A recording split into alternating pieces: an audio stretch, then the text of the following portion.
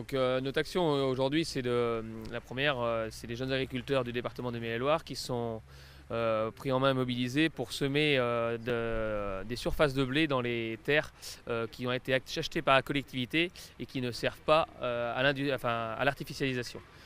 Comme notamment auprès de l'atoll, il y a des surfaces qui ont été achetées qui sont plus aux agriculteurs qui sont à la collectivité et qui ne sont pas cultivées. Donc nous, pour dénoncer l'emprise du foncier et dire qu'il faut faire très attention au foncier, il va devenir très rare dans quelques années à la vitesse où on y va, puisque 44 mètres secondes partent, toutes les secondes il y a 44 mètres carrés qui partent à l'artificialisation. Donc c'est quand même assez important. Et demain, c'est 1500 hectares sur un département comme le nôtre à peu près. Donc c'est environ 10 agriculteurs, 10 jeunes installés qui ne peuvent pas s'installer justement sur ces surfaces-là. Donc on récolte, on sème du blé, les jeunes agriculteurs sèment du blé, on essaie de trouver des partenariats pour avoir de la semence et des engrais un petit peu pour faire pousser la culture gratuitement.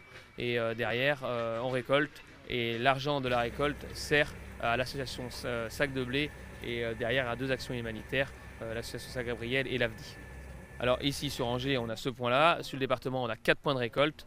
Cette année, on va avoir récolté environ 20 tonnes de blé, donc qu'on va essayer de vendre au prix du marché, malheureusement qui est très bas, avec une qualité et un rendement qui est un peu faible cette année par rapport au rendement.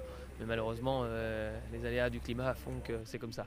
On aimerait bien avoir plus pour donner encore plus aux associations, malheureusement, on n'a pas.